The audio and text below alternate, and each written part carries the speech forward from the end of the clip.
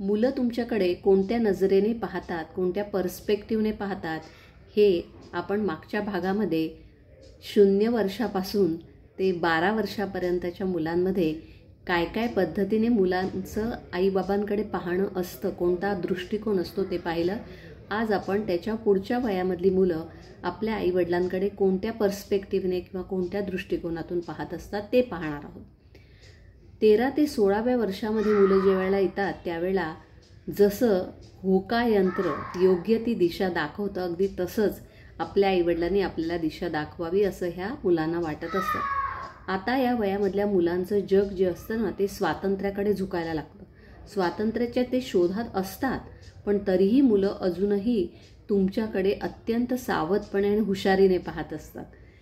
कारण ते जरी वेगळंच वागत असले, ते जरी अंतर ठेवून राहत असले, तुमच्याशी जरी थोडंसं डिटॅच होऊन वागत असतील असं तुम्हाला वाटतं, पण ते काय पाहत असतात की भांडणं झाली तर तुम्ही कशी सांभाळता, तुमच्या मर्यादा तुम्ही कशा आखता, तुम्ही लोकांना माफ कसं करतात हे ते पाहत असतात. यामुळे काय होतं की या वयात त्या मुलांना स्वतःची किंमत, स्वतःचं मूल्य हे समजून घ्यायला आवडत असतं. आपल्याला आदर मिळतोय का, कुठे मिळतो, किती मिळतो, त्याबद्दलही ते सजग राहायला लागतात की रिस्पेक्ट त्यांच्यासाठी खूप महत्त्वाचा. निराशा आली की आपले पालक कसे सांभाळतात तेही पाहतात. म्हणून पालकांनो 13 ते 16 वयाच्या मुलांवर टीका करणं पूर्णपणे टाळणं. त्यांना असं कधीही बोलू नका की ते पूर्णपणे शेलमध्ये जातील किंवा मिटून जातील. टीनेजर्सना तुमच्याशी कनेक्ट व्हायला आवडतं, जोडलं जायला आवडतं, मनापासून आवडतं. ते दाखवत नाहीत, पण तुम्ही त्यांना हवे असता. 17 ते 20 वर्षामधली जी मुलं असतात ना पालकांनो, त्यांच्यावर तुमचा प्रभाव असतो. तुम्हाला असं वाटतं की ही आपल्यापासून खूप आता अलग झाली आहेत, विलग झाली आहेत, पण त्यांचं स्वतःचं अस्तित्व तयार व्हायला लागलेलं असतं. मात्र त्यांच्यावर प्रभाव तुमचाच असतो, तो अजूनही रेंगाळत असतो.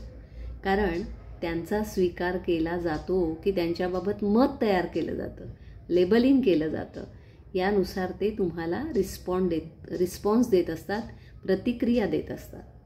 मुलं या वयामध्ये हे निरीक्षण करतात की तुमचं प्रेम जर आणि तरवर अवलंबून आहे का, की तुम्ही त्यांच्याविषयी आदर दाखवताय, त्यांच्यावर दडपण आणताय की त्यांचा आभ राखताय. या वयामधल्या मुलांच्या प्रत्येक निवडीला कंट्रोल करण्याचा प्रयत्न करू नका. त्यांना तुमचं मार्गदर्शन हवं आहे, मात्र सावलीप्रमाणे तुमचा पाठलाग करणं त्यांना अजिबात नको आहे.